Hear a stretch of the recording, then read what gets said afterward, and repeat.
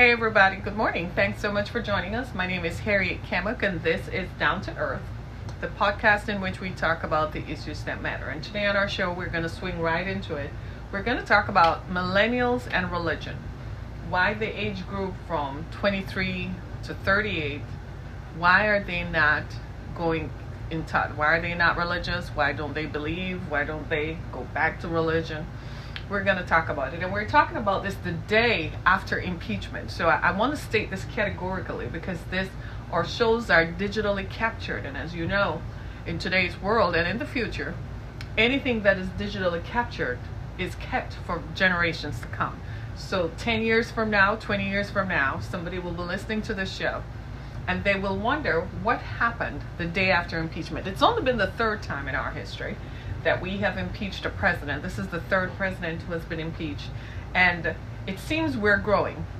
It seems that our adjustments and our perspectives are expanding. I mean, we almost impeached Nixon, right? But he resigned before articles of impeachment were done. It was sent to the courts, and before it was done, he resigned. And that was something egregious because they accused him of Watergate, of stealing information on his rivals. Not much different from what's going on today. And then, of course, the biggest joke of the millennium is the one with Bill Clinton, because he was literally impeached for getting a blowjob in the Oval Office. A blowjob is not serious. It's not a crime if it is done between consenting adults. He didn't hurt anybody. But he was impeached because he got a blowjob in the Oval Office. That's really what it came down to. He was just a very popular guy with the ladies, and the ladies maybe loved him a little bit too much, and he loved the ladies equally. So he was impeached for something as ridiculous as that. Fast forward 20 odd years later, almost 27 years later, right? And here we are with a president who is accused of all kinds of stuff. And here we go. Unbelievable. So it's the day after impeachment. They're still talking about it. So it's not that conversation, I'm afraid. It's not going to end for a while. It's going to go on. And history is going to record what happens as the impeachment process moves along the way. I'm just so over it. It's as partisan, as base as you can get, and it's not getting us anywhere. The winner is Vladimir Putin. That's the winner. The winner is not us, it's Vladimir Putin, right? So today on our show, I want to talk a little bit about millennials, and I want to set you up. Tomorrow, we're going to talk about sex trafficking and that young lady, Crystal Kaiser, from Kenosha, Wisconsin, who is locked up right now for killing her sex trafficker, right? And we're going to delve into that to find out why the prosecutor and the police knew that this man was having sex with underage black girls and did nothing about it until one of them killed him, right? So we're going to talk about that tomorrow. But today, I want to talk about millennials and religion. You've often heard me talk about millennials, and everybody is blaming everything on millennials and why they're this and so on. Millennials have done a lot to shape our culture. In fact, millennials have shaped the way we shop. They've shaped the way we listen to music. They've shaped the way we read and get news, and they've shaped the way television is. Most of us today without millennials, we wouldn't have known Netflix, Hulu, and Amazon. Millennials kind of created a demand for streaming service because when they went to college, they wanted to watch TV on demand, and they couldn't wait for the local TV station, and they couldn't pay for cable while they were in college. Cable was expensive. Cable is still expensive. The cable companies held us hostage because they thought we couldn't do any better, so we would have to pay whatever astronomical fees they were charging. Well, Netflix came up with the idea of streaming service through the internet. If you have an internet connection, then you could log into Netflix and watch whatever you wanted to watch, whenever you wanted to watch it. Appeal to millennials. Millennials created such a demand for Netflix. It was only $7.99 per month at the time, because they first started out as a DVD thing where you could, rent the DVD, then you put it in the mailbox and send it back. Remember that? Right? And you didn't have to go join a Blockbuster or anything like that. Well, then they began to deliver the same service through your internet, which they found was an easier way to mass market and so on. Millennials created that demand. So we have millennials to thank for that.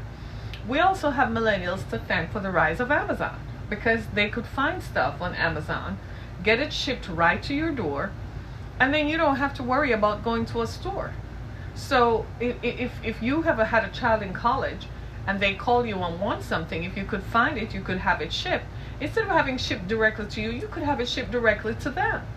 So millennials created online. They created the demand for online shopping. They created the demand for streaming services, which reduced all of us, our dependency on cable. Cable TV is a joke. There's nothing ever to watch, and they still want to charge you astronomical fees, but there's never anything to watch. Never. Like, you never. Right? And so most of us now stream. Like I was talking to my sister last night. I stream a lot. She's still one of those people who still hasn't gotten into it yet. Her kids all stream. Everybody has their own Netflix account. And trying to get her to watch it, just still stuck in the old ways of doing things and not changing. Me, I kind of just go with the flow. I look at it. If it works and it appeals to me and it's easy for me to use, I'm with it. Right? So millennials have contributed to popular culture. They've contributed to the way we listen to music. Millennials created podcasting because they wanted to hear radio on demand. They wanted their own brand of talk show. They didn't necessarily want to hear about politics. They wanted to hear what was relevant to them. So they created the desire and the need for podcasting. So we have millennials to thank for that. So they influenced popular culture. They influenced, my generation probably invented video dancing. What do we call it? Music videos. Millennials took it one step further, where you can stream it on YouTube. So if you are a YouTube creator, millennials created that. In fact, I read a story that more kids today, not just here in the United States, but across the world, want to be a YouTuber more than they want to go to college to study and to become something. They think being a YouTuber is something they should aspire to. Again, millennials did that. So it is no secret then, and it shouldn't be a surprise, that millennials are also influencing how we look at religion. It shouldn't be a surprise. Millennials are leaving religion and they're not going back. Why? Anybody knows why? There are a number of reasons, but I wrote down 3 of them. There are a number of reasons why millennials have left religion, and largely, I don't think that religion in the last 20 years, in the last 25 years, has done a good enough job of attracting people. Hey, morning, right? I'm reading. Religion is fairy tales. Again, that's your perspective. How old are you? Are you a millennial? Right? Religion has not done a good job of attracting people. Let me see. How old are you? You're 52. Okay. Right? It hasn't done a good job of convincing the public that it's a viable belief system and a viable entity to invest in. Religion has not done that in the last 25 years. In fact, religion has operated from the perspective and the posture that I'm going to be here no matter what, and you are going to have to come to me no matter what. And people are sitting back like, stay there. And just kept it moving. Really? Right? Because now people are not as dependent upon religion for a belief system. And in fact, it's like everything else. If they did not grow up in it, then they have no affinity to it. If it wasn't a part of their culture growing up, then they weren't. You know who is to blame for millennials leaving religion and not coming back? The parents. Generation Xers. We are the ones who are to be blamed for millennials leaving religion and not coming back. Why? Most of us did not raise our children by taking them to service. We rejected religion. And again, the blame lies on the generation before, who practiced a form of religion that was oppressive and repressive, and enforced religious practices that denied us of the rights to be an individual. They didn't change with the times. The times changed, but religion did not change. So my generation grew up thinking, I don't need this stuff. I can exist without it. There are other forms of religion I can practice. I can believe anything I want to. Hence the rise of what we call New Ageism, where people went, traveled the world. They found people practicing other forms of religious practices, and they embraced it because it suited them. Right? It suited them. So we raised our children. Oh, lots of time wasted for no real gain or perspective. See? But there you have it. If it didn't mean anything to you and it didn't resonate, then that's your experience. So chances are your children were raised with an apathy towards religion. They didn't see its relevance, its cultural resonance to their lives. They didn't see any relevance, and they didn't derive any meaning from it. Some of us grew up going to empty services that we were kind of just required to go to, bored us to death on a Sunday morning, right? Didn't even try, the preacher or whoever was the pontificator, didn't even try to make it relevant. So what am I doing here? I could stay home and watch YouTube. So millennials grew up in homes, most of them, where there was no religion taught. That's one reason. Traditionally, though, people tend to go back as they get older. They tend to go back as they start having children and find spouses. Then they tend to go back to some form of religiosity. Millennials did not. The second reason, I was raised in it, mom and uncles all pastors. Fact is, oppressors use religion to control. I agree with you right there. I'm with you on that one, right? So what happens is, most millennials today are marrying people. I get you. I totally agree with you. It's true. It's something I talk about a lot. That one of my listeners, one of my viewers, is saying that it's oppressive and controlling. I agree. It's something I talk about a lot. That most of us were exposed to religion, an oppressive, repressive, controlling form of religion where you do or you die. God is going to hate you anyway. So why bother? Anything you do, God hates you. That was, I found, a tradition of men. That was just extreme forms of mental control designed to control you and overcome your own individualistic ideas. There was never any room. The reason most people reject religion is there seems to be, the practice, I should say, is that there seems to be no area or no reprieve for an individual to think, it's my way or the highway, accept it, it's my way or the highway. It's like, and then I read the scriptures and I was like, wait, most of these monolithic religions were based on many men, not one. The traditions of men. They practice a form of oppression and repression and pass it on to you and I and say we must do it. And I'm like, are you kidding me? And then, in an effort to figure this thing out for myself, I read the scriptures. And I found that there was a big difference between what was written and what was practiced. They made it seem like women, I'm a woman. When I was growing up, the kind of religion that I saw practiced was we were bad, we were seductress, and we were the devil. Having a period was the worst thing that could happen to a woman. A woman was just a person whom you had sex with. And her job was to seduce and lure men away from what is upright. That was the messaging. You would have hated yourself, right? And if, whatever she put on or dress, she's the one who is subverting men. Then I grew up. And I'm like, so I'm responsible for how you feel about your sexuality? It's my fault that God made me a woman? And I read the scriptures for myself. Furthermore, there was little time to support for women, all male-driven rubbish. You're right. Absolutely. Hey, shout out to you, right? And so what happens is, most of us then, we look at it and we're like, so it's my fault? And then they use the story of Eve. She was the seductress, right? Then they cursed out poor Mary Magdalene and what's her name? Martha, right? And when I read the scriptures, I found out that that was not even true. Those were the traditions of men. In the Old Testament, they were all traditions of men. Then I went over to the New Testament and I found out that, guess what?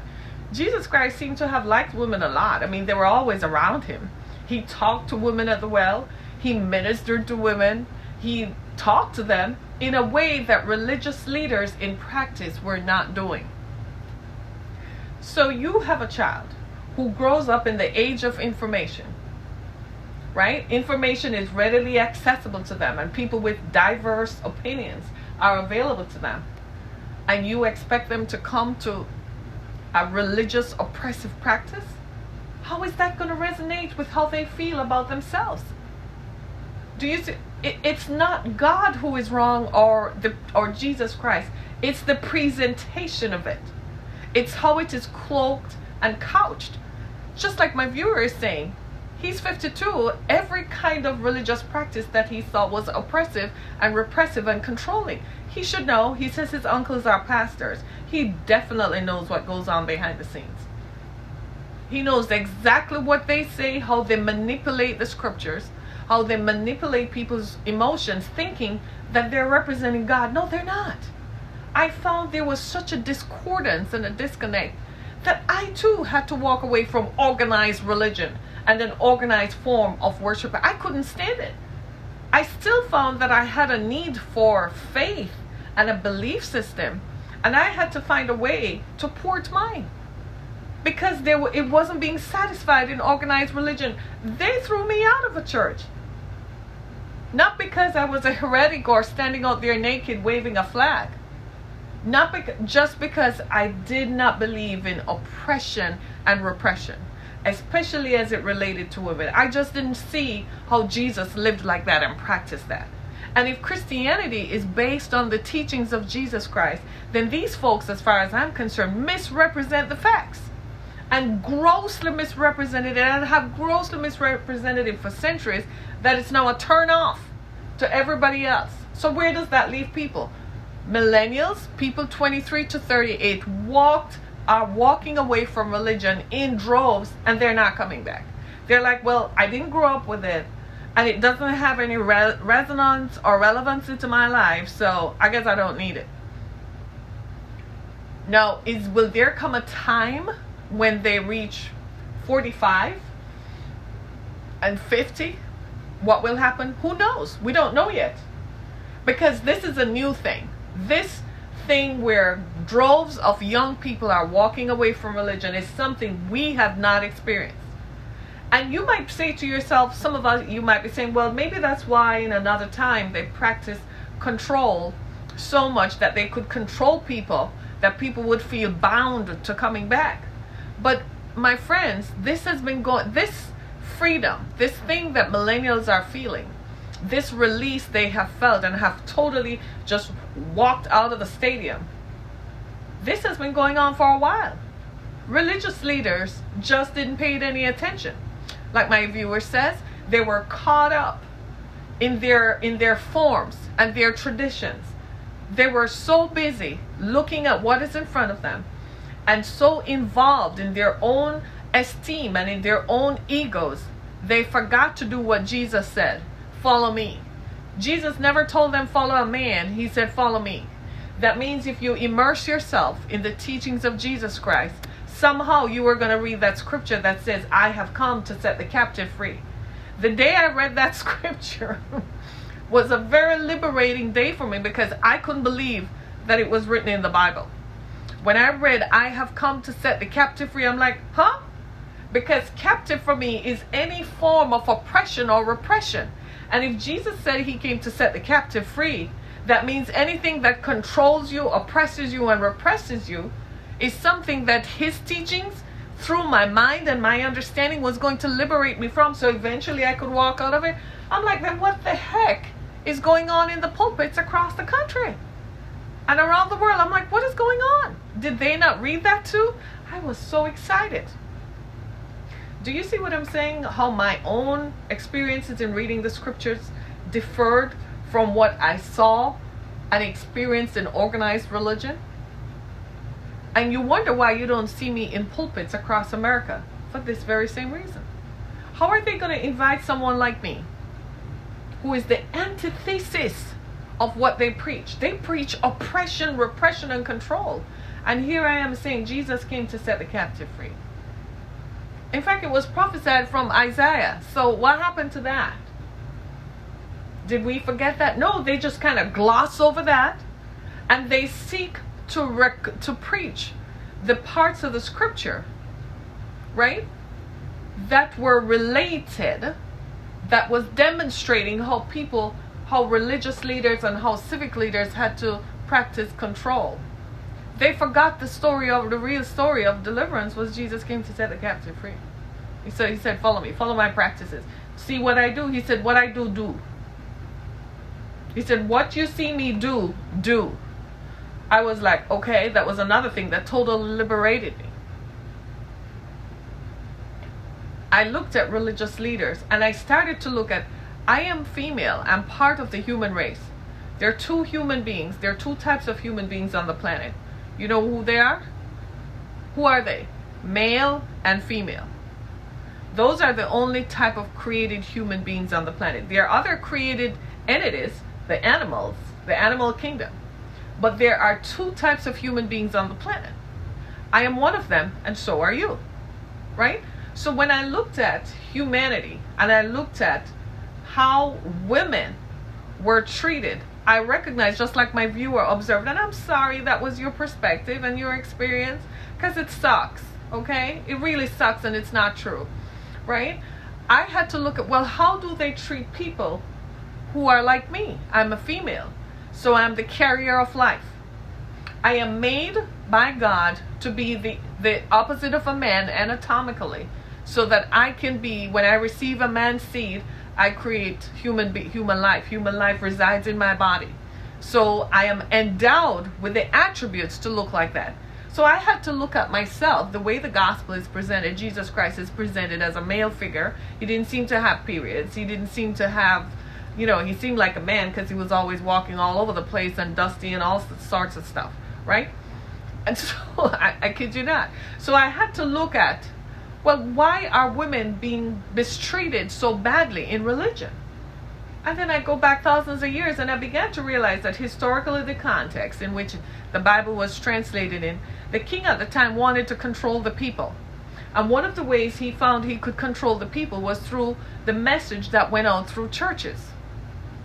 So he had to find a way. So the way it was presented, they found parts of the Holy Scriptures to make sure, preach this, talk about this, so that man submit himself to woman. But they never talk about the other part where the Bible says, love your wife as Christ so loved the church. They don't talk about that. My ex-husband was the most abusive son of a tar on the planet. Right? He was extremely horrible. There are 1,000 pages at the Florida Department of Law Enforcement to prove that. And that man, who grew up in the church, he was an acolyte in the Episcopalian church. He walked behind the priest and carried the candles and all that stuff. I kid you not. His parents were deacons in the church. This man practiced atheism. He said he didn't believe in God. Yet, you know what he told me? The Bible says you should submit to me, and if you don't submit to me, I have control over you. I was like, that was the point in which you would have expected that I would have walked away from religion. But my experiences and observations differed from what he said. I recognized that he was just taking out parts of it that appeal to his ego. I dare say it's a similar thing that is happening with millennials. So he was taking out parts of it that appeal to his ego to oppress me. I'm like, you're just going to continue oppression. Go away. Right? And so this is what we're seeing today. So my generation, Generation X, we raised our children. Well, not me. I went to church, so I took my children to church. Because the Bible says, train up a child in the way it should grow, and in the end, it will not depart from it. Right? So I went to church, and I exposed my children to religion, but I found myself, I have one daughter who is a millennial, right? I found myself having to explain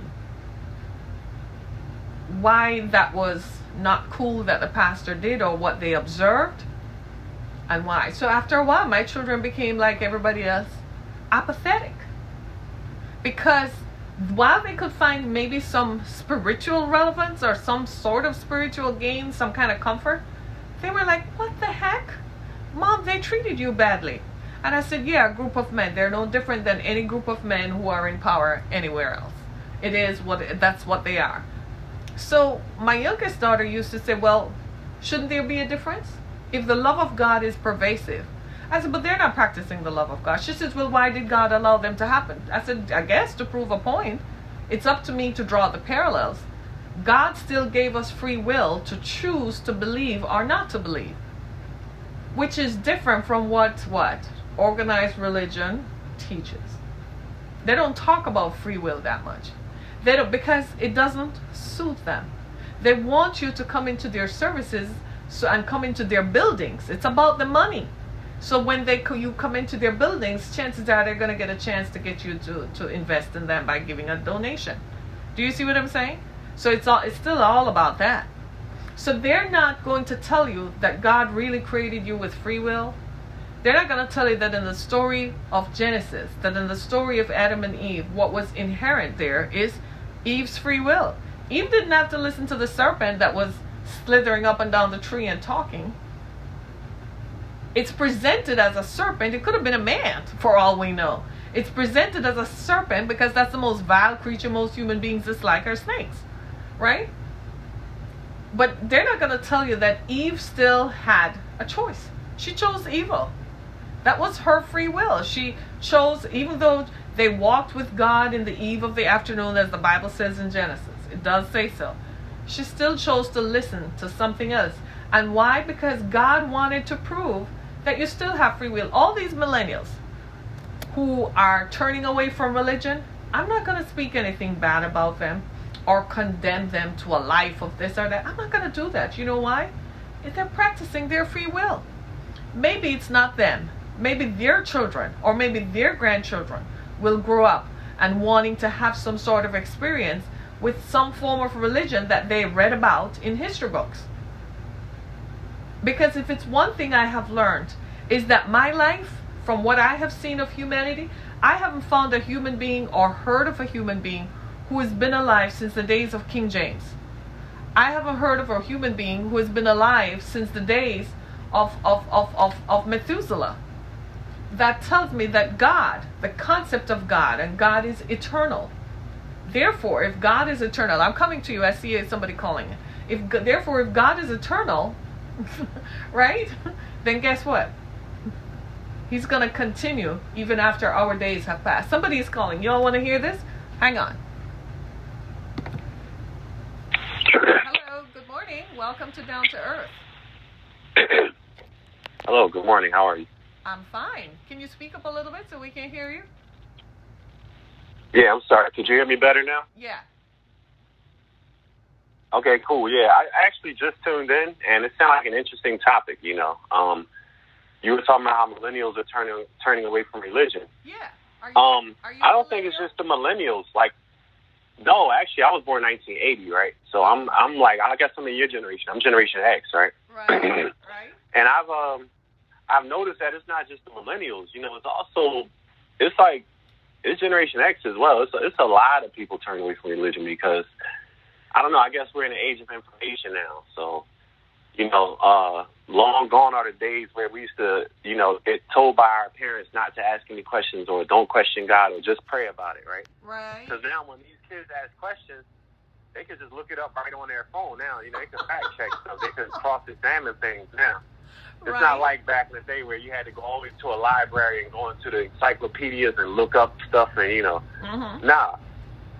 Now it's like, you know, they could just go right on their cell phone and just look it up and, you know, go to all kinds of different, you know, explanations on scriptures and, you know, conspiracies and all kinds of stuff, you know. So it's a bit more difficult now to try to get people to stay interested in religion. I agree. You know, these days. And I think a lot. And especially since the church. No, go ahead. Oh, no, and especially since the church pretty much is segregated. I mean, they hide their faces on Sundays. You know, they don't come out into the community. They don't help people. They don't, you know. When you think about it, the average church in the community doesn't even know what the church across the street, like, who they are or who the pastor is. Like, the pastors don't know each other, you know. I noticed because when I was raised apostolic, Pentecostal, right? Right. So, like, when we were growing up, we would fellowship with certain churches. Every year, it would be the same churches. Mm-hmm. We wouldn't even know who the church was right across the street from us. You know what I'm saying? Wow. We wouldn't know who the pastor was. We wouldn't know the members. we would see them, we would get upset because they were parking our parking spots. You know, we would complain about that. But we would never, ever reach out to them. They would never reach out to us to do something in the community to show our faces. You know, we will always just fellowship with the same people. And I kind of blame that on, you know, the church is selling out way back in the late 50s, early 60s, you know, during the civil rights struggle with the 501c3. Lyndon B. Johnson implemented the 501c3 for the churches. Right. So the church been sold out a long time ago. You know what I'm saying? So with that, coupled with the age of information that we're living in, people are not interested in the church. You know, that's why the church is constantly being disrespected. You have so many effeminate men in the church, so many, you know, homosexual men. You got a lot of suspect stuff going on in the church. You know, it's no longer like it's no longer a place where our people meet. It's no longer the place where our people meet to organize and strategize and mobilize. Right. You know, like back in the day, we used to meet and we used to, you know, we used to know what the order of the day was for the day and the next day. You know, the next week where we were going. You know, we used to organize there. Right. And the government hated that. They absolutely hated that. So in order to separate us, they implemented that whole 501c3 thing. And now with that, you know, churches can't really get together and do anything for our people in the community. So like I say, with that, coupled with being in the age of information, and these kids ain't trying to hear that anymore. You know, it's like Jesus going to save us. Man, we got to save ourselves. Wow. You know what I'm saying? Isn't that something, though? You know, you're raising some interesting.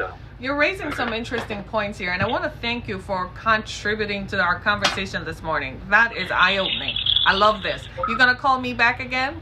Oh yeah, I will definitely. When is your show? I just had to come across daily at 10 a.m. It's daily at 10 a.m. So you can always listen to it because it's a podcast, so it's always recorded. Yeah, perfect. Okay. Thank you. What's your name? My name is Don, and I'm calling from Philly. Don from Philly. Thank you, Don from Philly. I appreciate you. This was so interesting. I'm kind of going to shoot off most of the things you say. Thank you, Don. Mm-hmm. Yeah, I hope people think about some stuff that I said. You know, that's all I want you to do is think, you know. I like that. Cool. The mobilize and organize, and we left that and kind of just went into other stuff. I like that. Thanks so much. Yep, no doubt. All right. You all heard that. That is so true. The church changed. And as Don was pointing out, my caller, as Don was pointing out, what really happened is that the church never fellowshipped with everybody. The church is not a part of the community. They kind of maintained their hold on this one little part and didn't become a part of the community. So the community doesn't know. Like, many people drive past these buildings called churches, and I'm sure today's children are probably saying, what's that over there? Why that building looks so different? Why does it have colored glass windows? And what is that statue on that building? If they go to a funeral at a cemetery, they're probably asking, well, why is there a woman holding a baby in her arms standing there? And what are those things that look like wings on that statue? You see what I'm saying? Because we have deferred. The church left. The idea that Christianity was formed around was communion, one with another, fellowshipping. The idea that the early church was based on, and I'm making a distinction between the early church and what exists now, is that the church was supposed to be a communion. We were supposed to answer each other's problems. That was how it was designed to be. The church hasn't done that in centuries. In fact, you walk in there with land, they're probably going to take your land and put their names on it, right? So the church has changed. And some of you are going to tell me about the Crusades when Richard the Lionheart, that guy, I'm not really proud of him, but anyway, William the Conqueror actually conquered lands in the name of Christianity, but then his soldiers came in and raped and pillaged and took over people's land. In the same way, they colonized and went to other parts of the world and said, well, I'm a Christian, and God said whatever I touch, I'm supposed to do it. Like, seriously? You're going to take over people's land? Right? So people now, in the age of information, you have millennials, you can't just control their thoughts anymore because they have a computer in their hand that they're going to look up the meaning of. And trust me, they're going to find it. So it makes no sense. So religious leaders now are challenged. We have to have the right answer. And to me, the right answer is give people the freedom of thought, Let them be free to choose. I told, listen, honestly, Don, if you're still listening, years ago I told a guy who holds the title of a bishop, I said, eventually your church is going to be empty. He owns one of the largest churches in this area. I said, eventually your church is going to be empty, and it's going to be you on a camera streaming on the internet to appeal to people. He laughed me out the room because he had grown up seeing his father being a bishop and thousands of people coming in, and people, they had influence over people, so they had influence over people's lives. There are some churches who even took out insurance on their members. You knew that, right? Where if the member dies, they collect an insurance policy on the member because they ensured that the member's livelihood contribution was part of their livelihood. I kid you not.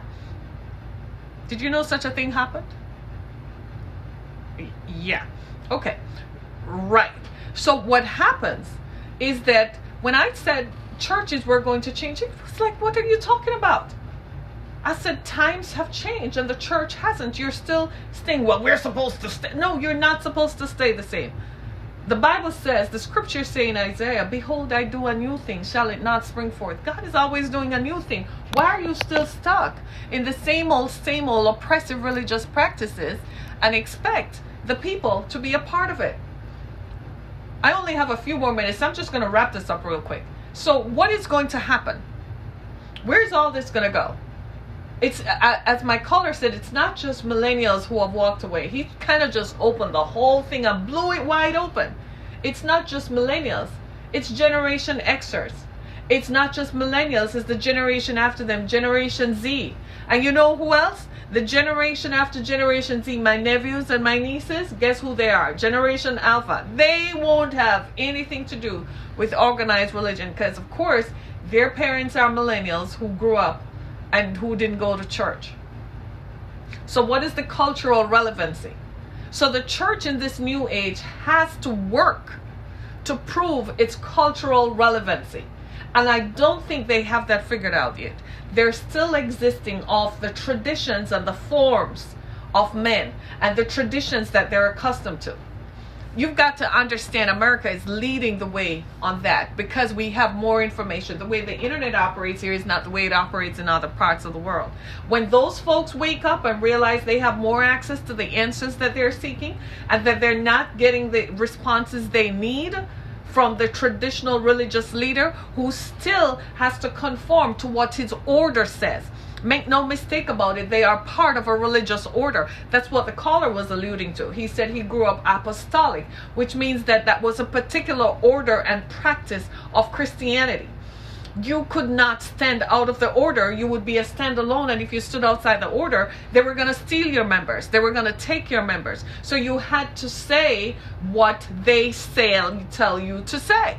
You have to say. That's why they didn't like me, because what they wanted me to say was to continue to say the things that they were saying, and I wasn't going to have any part of it because I found it repressive and oppressive. I found there was no part in it for my individual thought, and I had lots of questions just like you. I was questioning everything up and down the spectrum. I asked every question and they couldn't answer it. Once I told a preacher that he wasn't studied enough. I said, you're not reading the Bible enough. You're not perusing it. You need a number of reference manuals. So if you're going to come and preach, make sure you have some cultural relevancy and application and have some reference manuals so people won't stand there looking. He looked at me like I was crazy. What he didn't realize is that I was the foregoing. I was the newcomer. I was the forerunner to the movement where people would walk out of the church. Because if I'm asking you questions that are challenging you, you need to go do your research and come back and give the answers. He didn't think, he thought I was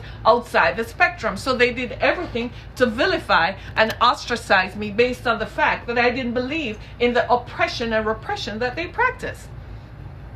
So they literally threw me out of the church.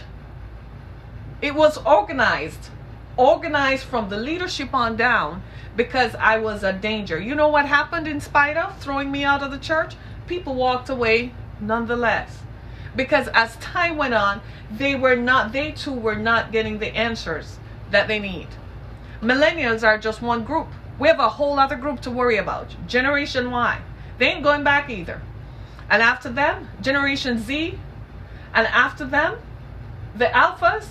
The people who grew up with tablets, The people who grew up, all they knew is swipe up or swipe to the side.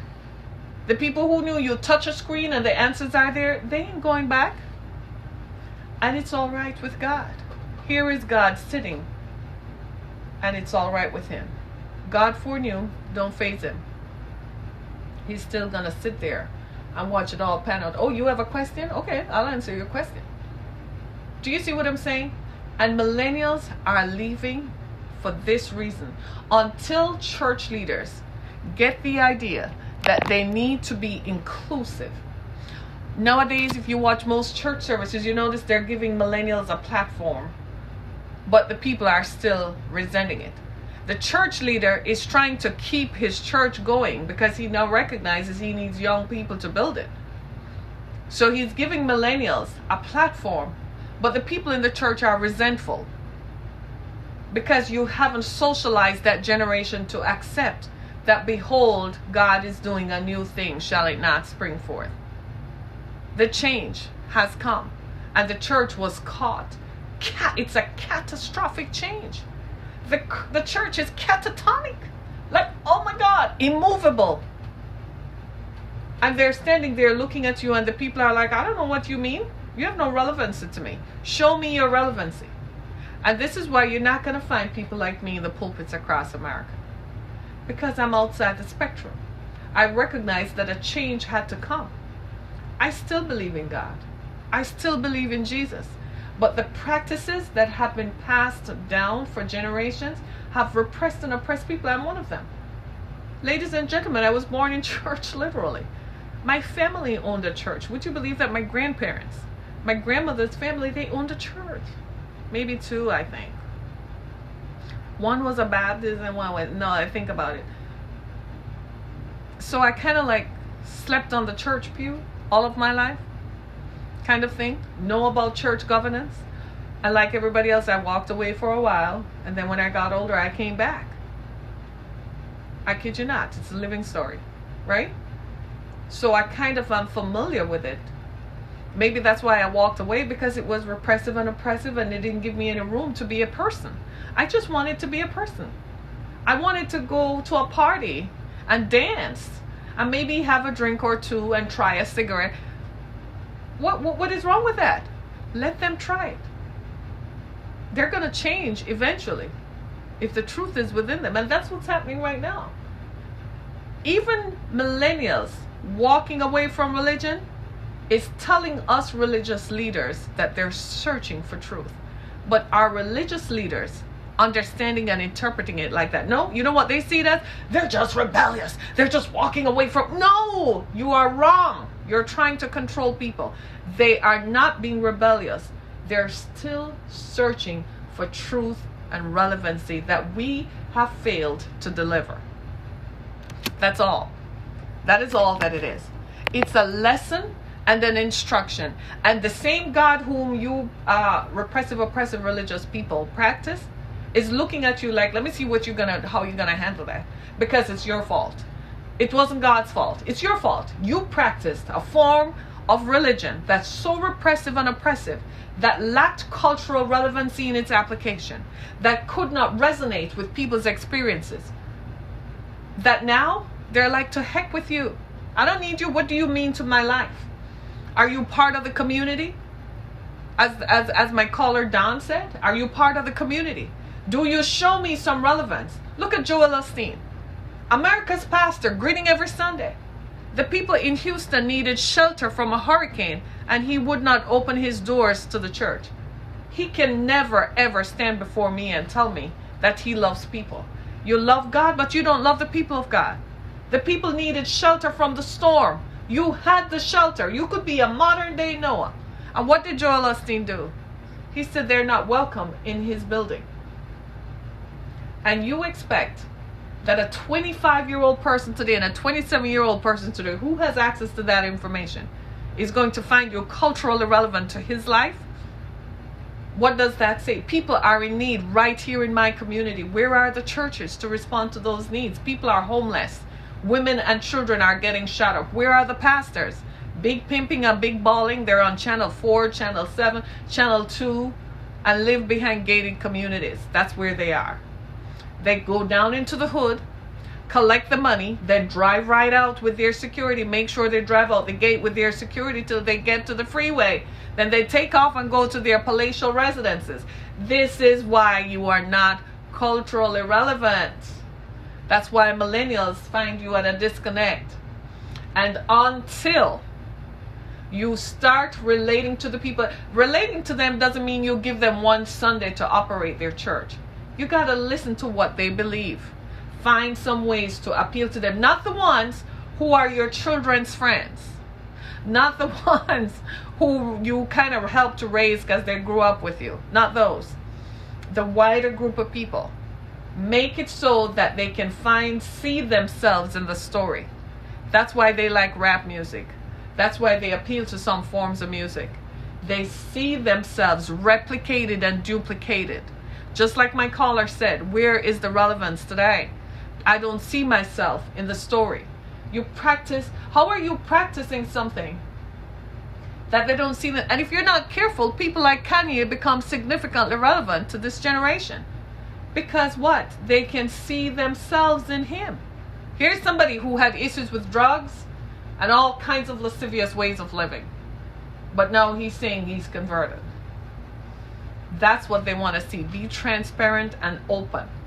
I read a story yesterday about a Missouri church elder who was on the app Grindr. You know, the Grindr is the app for people seeking male same-sex encounters, right? He's busy preaching against homosexuality, but he's on the app looking for male sexual encounters. So they set him up and had a sting.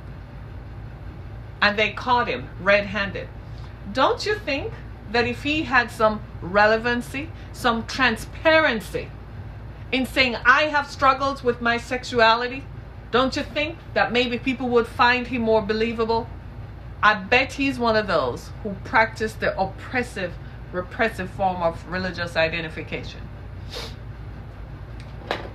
The other ways that they're leaving is if we don't do something to demonstrate, you don't have to take up our pontificate. You just need to show them by your relevancy. My children's friends come over, but I'm a real person, so I'm just like, are you going to college? Don't drink and smoke because it's bad for you. But at the same time, they don't see me putting on my clothes going out to the discotheque. Neither do they see me picking up cigarettes, smoking, and drinking. By your lifestyle. By your lifestyle. So if I'm going to tell them, if at any time I said, well, I'm going to need your help because I'm going to start a church or something, they most likely are going to say, okay, what you going to say? And I'm going to say here, because they see how you live. Transparency. Transparency. That's the new age. That's what they want to see. Are you transparent? Are you part of the community? Can the people come into your church when they have an issue? Can you be a sanctuary? You out here singing, Lord, make me a sanctuary, but can you be a sanctuary in times of civil uprising? Can you be a sanctuary when the people are running? Can you be their voice to stand up against injustice? Will you? Can you? And until then, millennials will continue to find there's no relevancy. Right? Until then, they're going to continue to wonder what is going on. We need to stand up. Religious leaders need to stand up. Be culturally relevant. And by being culturally relevant doesn't mean you let them play rap music on a Sunday morning. That's not what they're talking about. It's in your practice. It's in what you say and what you do. Do it so that they can see that there is some kind of thing where this intersects my life. When I talk about intersections, they look at me like, I'm telling you, when I started talking about this kind of stuff 10 years ago, they looked at me like, that's somebody we need to get out of the church because that's a danger to us. When I started talking about intersections and intersectionality becoming a relevant theme, they looked at me like I was crazy. They looked at me like, that's somebody I'm not in. That's why you don't see me in their pulpits. Because I'm not preaching what they want to hear, the enforcement of oppressive religious practices that continue to oppress people. I can't even lie to you. because I can't even do that, to be honest with you, because I'm such a free spirit myself. I like freedom of thought. I like to be free to be myself and to think. I like to find the answer. Show me in the scriptures where this happens. Show me how it relates to my life. They pick out parts of it that they want to use to control your thoughts, and then they don't match up with it. Their lifestyles don't match up. I gotta go. I gotta go. I gotta wrap up. And this is why millennials are finding it culturally intrusive and irrelevant. And not just millennials. They've lost part of my generation, Generation X. We've definitely lost Generation Y. We definitely lost Generation Z. Millennials are Generation Y. We've lost Z. And then we start all over again with the alphas. You know, those people who are born now, the 10-year-olds and under. I think it goes up to 12. 12 and under are alphas. Those folks don't know nothing but tablets. They don't even know what a church is. They probably drive past you and say, Mom, what's that building? Right? Think about it. Religious leaders, think about it. Your cultural relevancy and transparency. If this show has been a blessing to you, go to my website, harrietkemmick.com, as well as go to the exodusfoundation.com. See what we do. I am an author and speaker. This is what I talk about. Thank you so much. My podcast is heard on Spotify, Apple Podcasts, Google Podcasts, and a variety of other podcast platforms. Thank you so much for your continued support. Share this with others. I appreciate you. Thank you, everybody. I gotta go. Thank you so much. Be blessed.